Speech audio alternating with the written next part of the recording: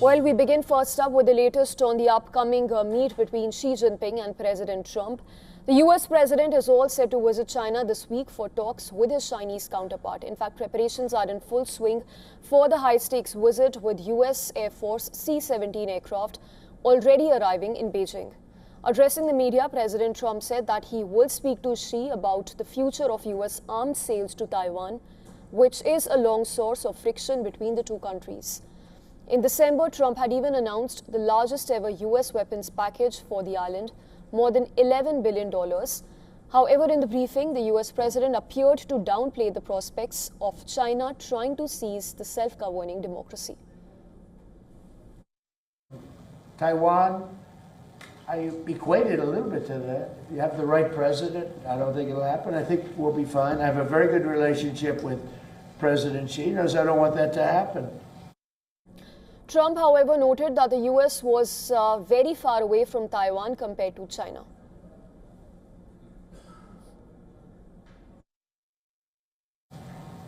Very far away, very, very far away. We're just at 9,500 miles. You know, we're 9,500 miles. He's 67 miles.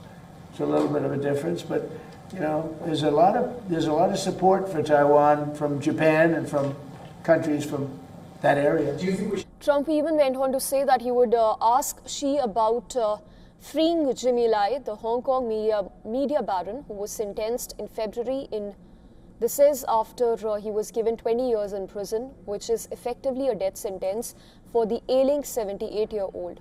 The US president at the same time appeared to show understanding for the position of Beijing, which clamped down hard on Hong Kong after mass pro-democracy protests in 2019. But Jimmy Lai isn't that way. But Jimmy Lai, he caused lots of turmoil for China. He tried to do the right thing. He wasn't successful, went to jail, and people would like him out, and I'd like to see him get out too. So I'll bring him up again.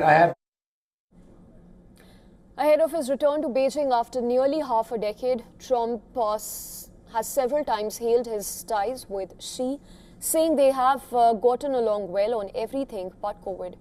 Summit with Xi carries more energy market weight than any bilateral meet in recent memory.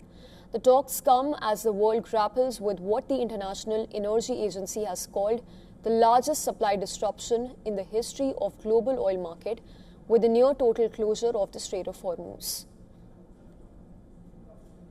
I have a great relationship with President Xi, and I think you can see that with the fact that in Hormuz, they get a big percentage, 40% of their oil from Hormuz. There's been no ships coming in, no nasty ships coming in that we end up in skirmishes with. He'd like to see it get done. He doesn't want to see, I'll tell you what, look, I respect him a lot, and hopefully he respects me. Much of Iran's oil is bound for Asia, with China a major importer, and in the latest, US has even issued sanctions against 12 individuals and entities that it said facilitated the sales and shipment of Iranian oil to China. However, Trump is also eyeing business opportunities during his visit to China, as evident from the more than dozen CEOs and top executives joining the US delegation, including Elon Musk of Tesla and Apple's Tim Cook.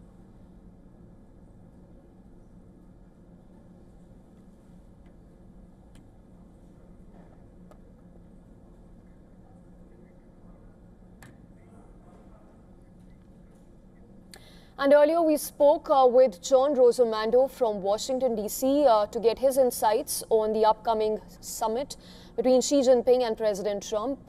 Rosomando is the president of Viking Research Associates, geostrategist and expert on national security. An excerpt of what he makes of the upcoming summit.